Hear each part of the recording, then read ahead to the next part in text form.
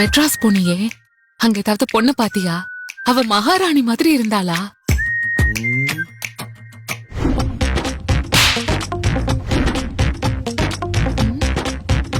டேய் அக்கா, மகாராணி எல்லாம் பாக்கலக்கா. சண்டி ராணி ஒருத்திய தான் பார்த்தேன். ஒரு பொண்ணு எப்படி எல்லாம் இருக்க கூடாதோ அப்படியெல்லாம் அவ இருந்தாக்கா. அக்கா, பேயில ஒரு 400 கிராம், பிசாசுல ஒரு 200 கிராம், காட்டேரியில ஒரு 1/4 கிலோ, அப்புறம் பூதத்துல ஒரு 3/4 கிலோ, மொத்தமா சேர்த்து ஒரே பொட்டலத்துல கட்டின மாதிரி இருந்தாக்கா அவ. எப்படித்தான் இவளெல்லாம் பொண்ணுன்னு பெத்து வளர்த்தாங்கன்னே தெரியலையே. அவளை சொல்லக்கூடாதுக்கா, அவ அப்பனை சொல்லணும். இப்படி ஒரு பொண்ணை பெத்ததுக்கு அந்த ஆளை நடு ரோட்லயே நிக்க வச்சு நாக்க பிடிங்கிற மாதிரி 4 கேள்வி கேட்கணும். பெத்து வச்சிருக்கான் பாரு.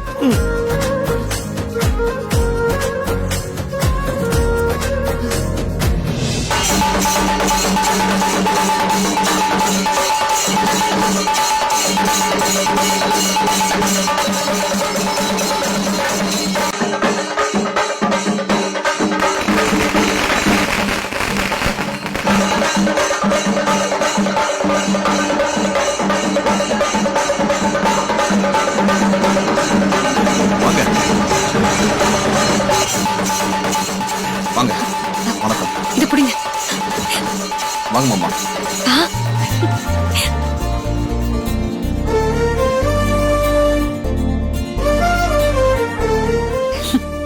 மாமா, என்னடா வரவேற்பெல்லாம் பலமா இருக்க?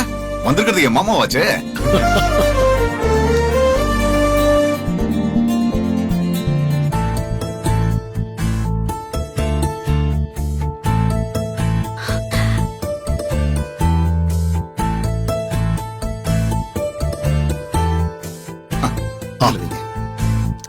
பாரு, எப்படிடா இருக்க? ரொம்ப சந்தோஷமா இருக்கேன்பா. இல்லையம்மா, உன் முகத்துல சந்தோஷமே தெரியலையே. ஐயோ, அப்படிலாம் ஒண்ணும் இல்லப்பா, நான் சந்தோஷமா தான் இருக்கேன். என்னங்க நீங்க? நான் என்னமோ பார்வதிய வேற வீட்டு பொண்ணு மாதிரி நினைச்சு கொடுமைப்படுத்துற மாதிரி இவ்ளோ சந்தேகப்பட்டு கேக்குறீங்க. பார்வதி, சித்தி உன்னை டார்ச்சர் பண்றேனா? ஐயோ சித்தி, ஏன் அப்படிலாம் பேசுறீங்க? என் அம்மா இருந்தா எப்படி பாத்துருப்பாங்களோ அந்த அளவுக்கு என்ன நீங்க பாத்துக்கிறீங்க. பாத்தீங்களா என் பொண்ணு என்ன சொல்றானு? நான் தப்பா ஒண்ணு கேக்கலம்மா. முகம் ஏன் டல்லா இருக்குன்னு கேட்டேன். அதுக்குள்ள என்னென்னமோ பேசுற. உன்னை பத்தி எனக்கு தெரியாதா? பார்வதிக்காக நீ என்னென்ன தியாகம் பண்ணிருக்கேன்னு எனக்கு மட்டும்தான் தெரியும். சரி சரி, என்ன புகழ்ந்ததெல்லாம் போதும். முதல்ல நீங்க உள்ள வாங்க. வாமா. வாங்க மாமா. வாங்கப்பா.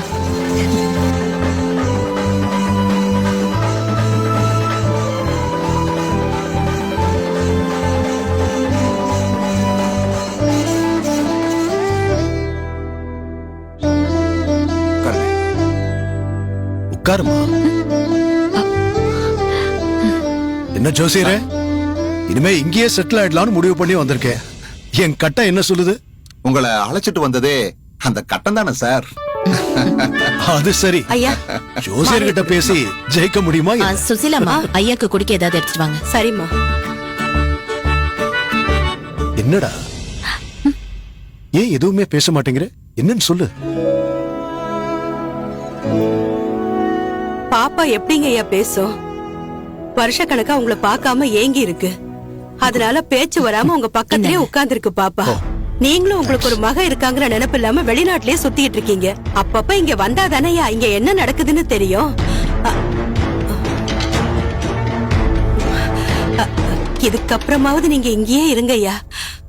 பார்வதி வாழ்க்கை நல்லா இருக்கும்.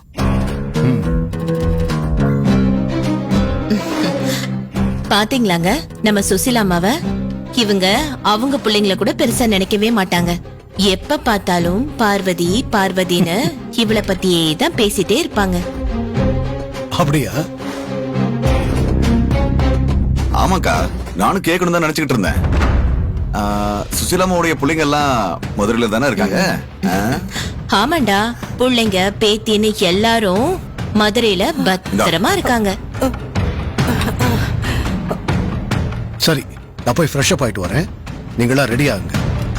ஒரு ஹோட்டல்ல வச்சு மாப்பிள்ளை வீட்டுக்காரங்களா மீட் பண்ணிட்டு வந்துடலாம்.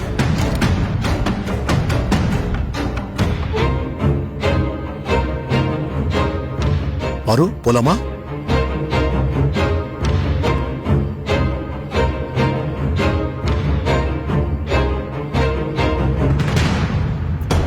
நீ கட்டினா என்னதான் கட்டிப்பன்னு சொல்லணும், இல்லனா உன்ன ஒண்ணும் பண்ண மாட்டேன்.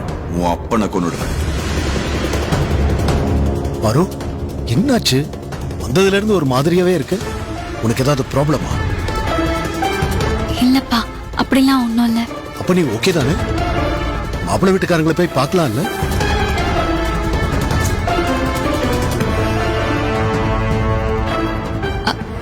அப்பா, உங்ககிட்ட ஒரு விஷயம் சொல்லணும். என்ன விஷயம் சொல்லு. எனக்கு இந்த கல்யாணத்துல விருப்பம் இல்லப்பா. என்னாச்சு உனக்கு? மாப்பிள்ளை யார் என்னன்னே தெரியாது. ஏன் திடீர்னு இப்படி ஒரு முடிவுக்கு வர? இல்லப்பா, நான் வேற ஒருத்தரை கல்யாணம் பண்ணிக்க ஆசைப்படுறேன். வேற ஒருத்தரையா? யாருமா?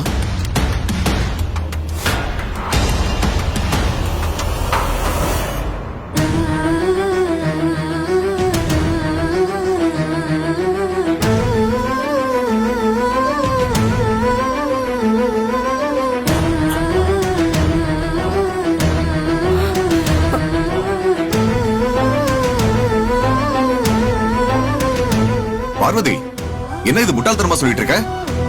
நான் எப்படி உனக்கு சரியா இருப்பேன்? இல்ல மாமா, எனக்கு உங்களை பிடிக்கும்.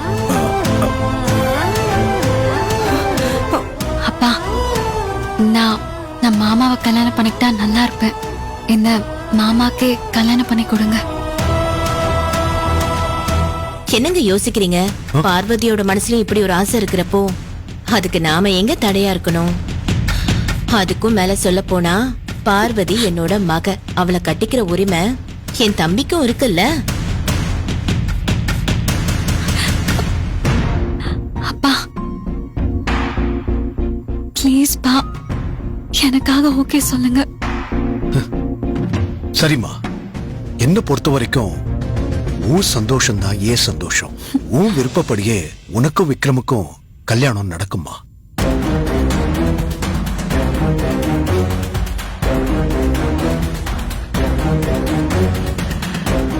அப்புறம் என்ன? அப்போ கல்யாண வேலைய ஆரம்பிச்சிட வேண்டியதான். ஜோசியரே, சீக்கிரமா 2 பேரோட ஜாதகத்தையும் பார்த்து நாள் குறிச்சிருங்க. சரிங்கம்மா, பண்ணிடலாம். ஏய், என்னடா நின்னுட்டே இருக்க? மாமா கால்ல விழுந்து ஆசீர்வாதம் வாங்கிக்கோ. மாமா, என்ன ஆசீர்வாதம் பண்ணுங்க. நல்லா இரு, நல்லா இரு. என் பொண்ண நல்லபடியா பார்த்துக்க. கண்டிப்பா மாமா. சரிங்க, நீங்க வாங்க. நல்லா இரு.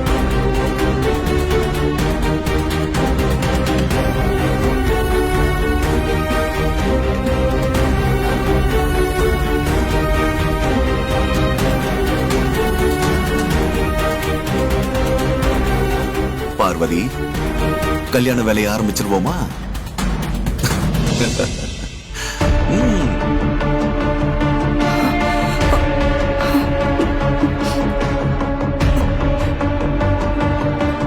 என் கண்ணு முன்னாடி உன் வாழ்க்கை நாசமாகறத பார்த்தும் என்னால தடுக்க முடியலையே பாப்பா.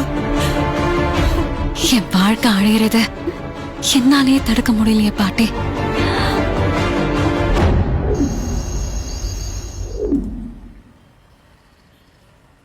அக்கா 500 தானே கொடுத்தீங்க?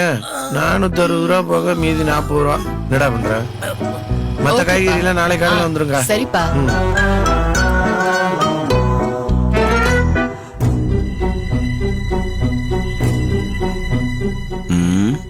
இதுதான் கரெக்ட். கேப்போம். அடடே வாக்கா, அண்ணன் எப்படி இருக்காரு? நல்லா இருக்காருப்பா. என்னக்கா வேணும்? ஒரு 5 முட்டை கொடு. முட்டையா? அண்ணே அண்ணே அண்ணன் நைட் வசூலுக்கு வந்திருக்காரு போல. டேய், பாய உடைக்க போறேன் பாரு. வியாபாரத்தை பண்றான். அதுதானே சாப்பிட்டியானே? என்னன்னு ஏன் ஒரு மாதிரி இருக்க? சொல்லுண்ணே, என்னாச்சு? வேணாடா, விடுறா. உன்னை எவ்வளவுதான்டா கஷ்டப்படுத்துறது? விடு. அண்ணே, என்ன விஷயம்னு கேட்டா நீ அதை மட்டும் சொல்லுண்ணே. ஒண்ணும் இல்லடா, உன் அன்னைக்கு சென்னையில இருக்கிற ஹாஸ்பிட்டல்ல வச்சு ட்ரீட்மெண்ட் பார்த்தா குழந்தை பிறக்கும்னு சொன்னாங்க. நானும் ஒரு ஆர்வத்துல ஹாஸ்பிட்டலுக்கு போன் பண்ணி அப்பாயின்மெண்டே வாங்கி தொலைச்சிட்டேன்டா. நல்ல விஷயம் தானே, அதையே நீ இவ்வளவு எரிச்சலா சொல்ற? நீ வேற சும்மா இரு. அப்பாவுக்கு இன்சூரன்ஸ் பணம் வந்துருங்கிற நம்பிக்கையில தானே ஹாஸ்பிட்டல் அப்பாயின்மெண்ட் வாங்கினேன். இப்பதான் பணம் வர லேட் ஆகும்னு சொல்லிட்டாரு. அண்ணே, எவ்வளவுண்ணே கட்டணும்? வேணாண்டா, நீ என்னென்ன வேலை தாண்டா செய்வ? பாவம்ல நீ. நான் எவ்வளவுன்னு கேட்டா நீ அதுக்கு மட்டும் பதில் சொல்லு. ஆஸ்பத்திரிக்கு இப்ப எவ்வளவு கட்டணும்? 50,000டா. அந்த ஹாஸ்பிடல்ல வச்சு உங்க அன்னைக்கு ட்ரீட்மெண்ட் பார்த்தா குழந்தை பிறந்துரும்னு சொல்றாங்க. அந்த ஹாஸ்பிடலுடைய விளம்பரம் டிவில கூட வந்துச்சாமே.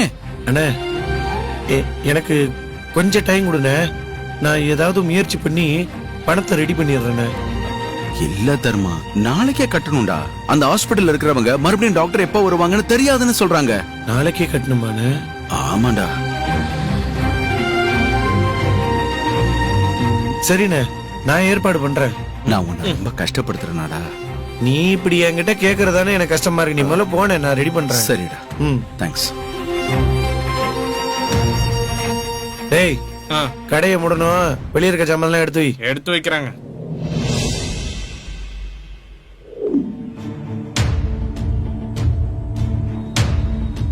இங்க பாரு, நீ போ.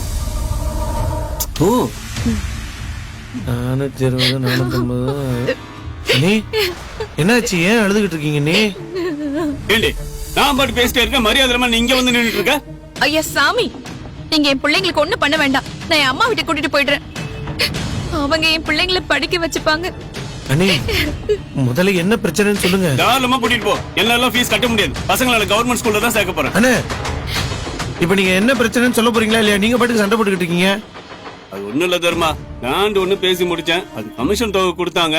திடீர்னு அந்த பாட்டி லேண்ட் விற்க மாட்டேன்னு சொல்லிட்டான். வாங்கின கமிஷன் வச்சு 2 பசங்களுக்கும் ஃபீஸை கட்டிட்டேன்.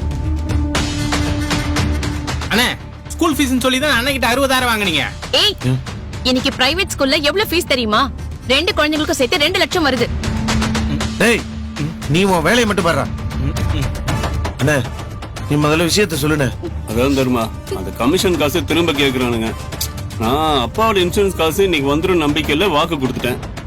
அவனுக்கு என்னடானா நாளைக்குள்ள காசு கொடுக்கலன்னா போலீஸ்ல கம்ப்ளைண்ட் பண்ணுவேன், அது இதுன்னு மிரட்டுறானுங்க. அதான் ஸ்கூல்ல ஃபீஸ் கட்டணும்ல, அந்த காசு திரும்ப வாங்கி அவங்கள்ட்ட கொடுத்துட்டு பசங்க 2 பேரும் கவர்மெண்ட் ஸ்கூல்ல சேர்த்தலாம்னு சொன்னா கத்துன்னு கத்துறாங்க நொன்னி. அண்ணே, அவங்கள்ட்ட நீ எவ்வளவு வாங்கியிருந்த? 50,000 தான் தர்மம். பிள்ளைங்க படிப்பு விஷயத்துக்கு கூட செலவு பண்ணலன்னா எதுக்கு பெத்துக்கணும்? என்னால முடியாது. நாளைக்குள்ள அந்த பாட்டி காசு தரலனா அவன் போலீஸ்ல கம்ப்ளைண்ட் அது இதுன்னு போயிடுவான். என்ன, நாளைக்கே கொடுக்கணுமா? ஆமா தர்மா. சரிண்ணே, நான் ஏதாவது ஏற்பாடு பண்ண முடியுமான்னு பாக்குறேன். அதெல்லாம் ஒண்ணும் வேணாம் தர்மா, நீ எவ்வளவுதான் செலவு செய்வ? அண்ணே, இது பிள்ளைங்க படிப்பு விஷயம்ண்ணே. இதுலலாம் கௌரவம் பார்த்துக்கிட்டு இருக்க கூடாது. நீங்க போங்க, நான் ஏதாவது ஏற்பாடு பண்றேன். அண்ணி, என்ன சண்டை வந்தாலும் உங்க அம்மா வீட்டுக்கு போறேன்னு மட்டும் தயவு செஞ்சு சொல்லாதீங்க. இனிமே சொல்ல மாட்டேன் தர்மா.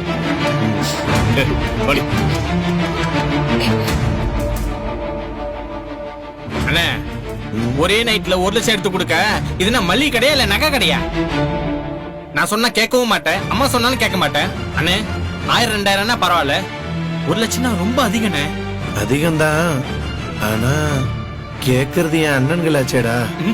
உன்னெல்லாம் திருத்தவே முடியாது. நீ கடையை மூட்டிட்டு போ, நான் தூங்க போறேன். காமாட்சி, எங்க அண்ணனை நீதான் காப்பாத்தணும். என்ன பண்றதுனே தெரியல, போன.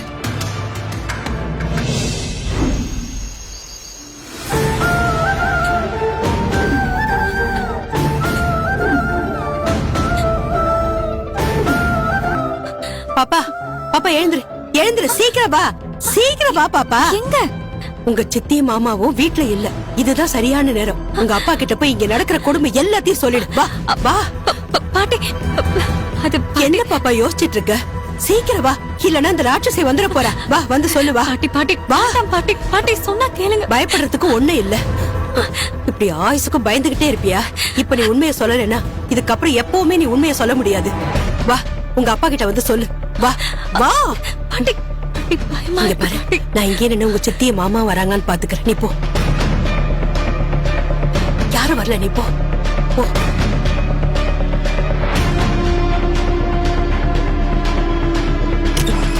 பாப்பா, நீ போய் பேசு, நான் இங்க இருந்து பாத்துக்கிறேன். சீக்கிரம், பயப்படாத, போ. நான் இருக்கேன், போ. அப்பா,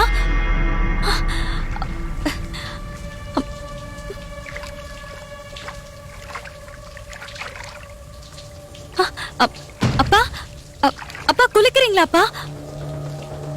அப்பா கொஞ்சம் சீக்கிரமா வாங்கப்பா, உங்ககிட்ட ஒரு முக்கியமான விஷயம் சொல்லணும். அப்பா டைம் இல்ல, சித்தியும் மாமாவும் வந்துட்டாங்கன்னா என்னால பேச முடியாது. நீங்க நினைக்கிற மாதிரி நான் இந்த வீட்ல சந்தோஷமாவே இல்ல. சித்தியும் மாமாவும் என்ன ஒரு வேலைக்காரி மாதிரி தான் வச்சிருக்காங்க. இப்ப நான் இருக்கிறதெல்லாம் வெறும் வேஷம், வெறும் நடிப்பு. நீங்க இல்லாத நேரம் என்ன ரொம்ப கொடுமைப்படுத்துறாங்கப்பா. அது மட்டும் இல்ல, எனக்கு இந்த கல்யாணத்துல சுத்தமா விருப்பம் இல்ல. நான் மாமாவை கட்டிக்கலன்னா உங்களை கொலை பண்ணிடுவேன்னு மிரட்டுறாங்க. அதனாலதான் இந்த கல்யாணமே வேண்டாம் நான் சொல்றேன். எனக்கு இந்த கல்யாணத்துல விருப்பமே இல்லப்பா.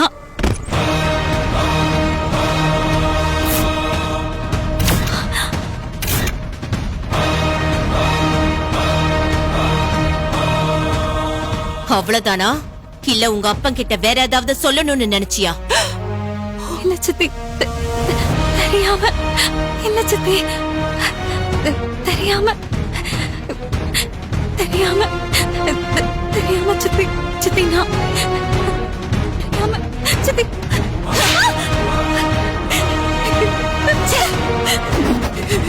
ஹேய், நான் அவ்வளவு தூரம் சொல்லியும் உன் அப்பன் கிட்ட உண்மையை சொல்லலாம்னு நினைக்கிறியா? அக்கா என்னாச்சு?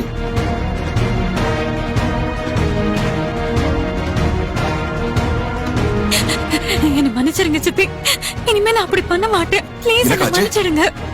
இந்த கொழுப்பெடுத்த கழுத நான் குளிச்சிட்டு இருக்கும் போது அவங்க அப்பான்னு நினைச்சு எல்லா உண்மையும் சொல்லிட்டு இருக்கா. அந்த ஆளு மட்டும் இவ சொன்னதெல்லாம் கேட்டிருந்தா இந்நேரம் நீயும் நானும் இந்த வீட்லயே இருந்திருக்க முடியாது. என்னடி உண்மையை சொல்ற அளவுக்கு உனக்கு தைரியம் வந்துச்சா? சொல்றீங்க என்ன? உங்க அப்பா வந்தோடனே துளிர் விட்டு போச்சா?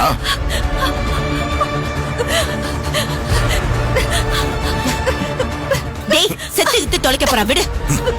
டேய் தம்பி, இதுக்கப்புறம்லாம் இவ்வளவு அசால்ட்டா விட்டுடக்கூடாது. அடுத்து செய்ய வேண்டியதை சீக்கிரமா செஞ்சு முடிக்கணும். ஏற்பாடு பண்ணிடலாமா? ஏய் இங்க பாரு, இந்த சொத்து எங்க கைக்கு வரணும்னு தான் நாங்க இவ்வளவு பொறுமையா இருக்கோம். இங்க பாரு, நீ நாங்க சொல்ற பேச்சு கேட்டு நடந்தா உயிராவது இருக்கும், இல்ல அடிச்சு காணா பணமாக்கிருவேன். ஜாக்கிரதை. சொத்தெல்லாம் நம்மளோட பேர்ல ஈஸியா கூட மாத்திக்கலாம். ஆனா இவள கொன்னா நமக்கு ஒரு யூஸும் இல்ல. இவ அப்பனை கொன்னாதான் இவ அடங்குவா. சித்தி ப்ளீஸ் சித்தி, வேண்டாம் சித்தி. இனிமே இந்த மாதிரி நான் எந்த தப்பும் பண்ண மாட்டேன். நீங்க என்ன சொல்றீங்களோ நான் அதை மட்டும் செய்யறேன். தயவு செஞ்சு அப்பாவை மட்டும் எதுவும் பண்ணிடாதீங்க சித்தி. இனிமே நான் அப்படி எதுவும் பண்ண மாட்டேன் சித்தி. ப்ளீஸ் சித்தி, இனிமே நான் எதுவும் பண்ண மாட்டேன்.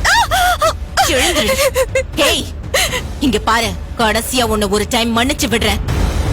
திரும்ப இந்த மாதிரி ஏதாவது நடந்துச்சு உங்க அப்பனுக்கு என்ன ஆகும்னு எனக்கு தெரியாது. போடி.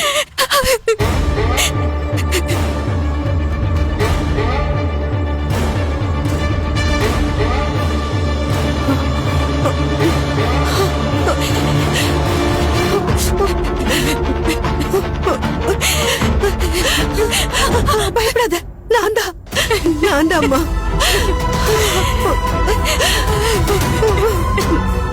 என்ன மன்னிச்சிரு பாப்பா. உங்க சித்தி வந்ததை நான் கவனிக்கவே இல்லை. இன்னும் வரலன்னு நினைச்சுதான் நான் அப்படி சொன்னேன். எனக்கு எதுவுமே வேண்டாம் பாட்டி. எங்க அப்பா மட்டும் மாத உயிரோட இருக்கணும். நான் இந்த நரகத்திலேயே வாழ பழகிக்கிறேன்.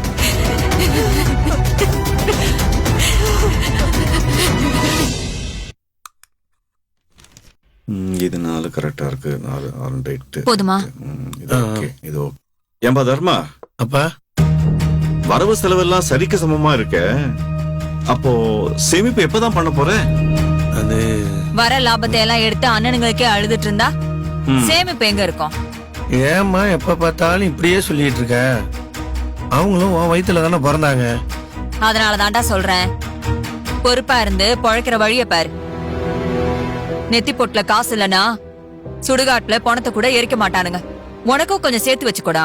நாளைக்கு நாங்க இல்லாதப்போ அதுதானே உன்னை காப்பாத்தும்.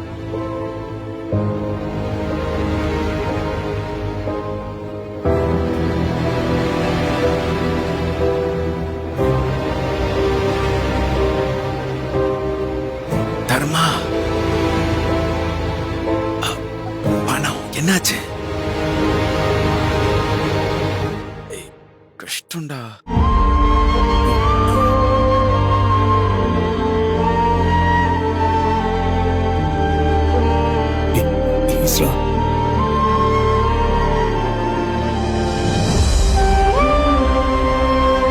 டேய் தர்மா, சாப்பிடும்போது உனக்கு என்ன யோசனை? சாப்பிடுப்பா.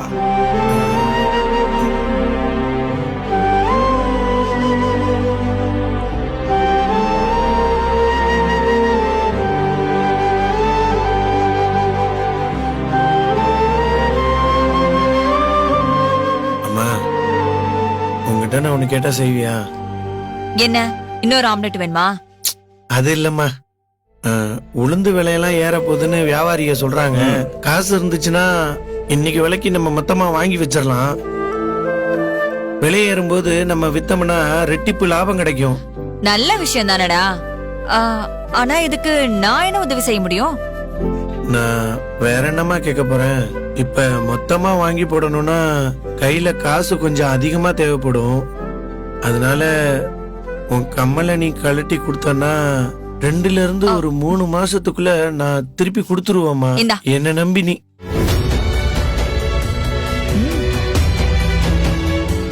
இந்தாடா, எதுக்கு நீ தேவையில்லாம பேசிட்டு இருக்க? உன்னை நம்பாம நான் வேற யாரை நம்ப போறேன்? இந்த அப்படி எடுத்துக்க. அம்மா, இப்ப போய் நீ இன்னொரு ஆம்லேட் போட்டு எடுத்துட்டு வரியா? சரி.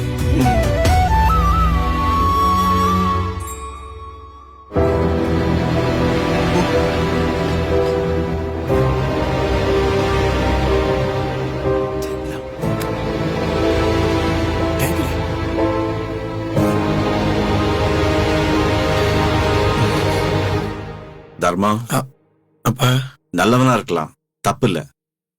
ரொம்ப நல்லவனா இருக்காதடா. புரியும் நினைக்கிறேன்.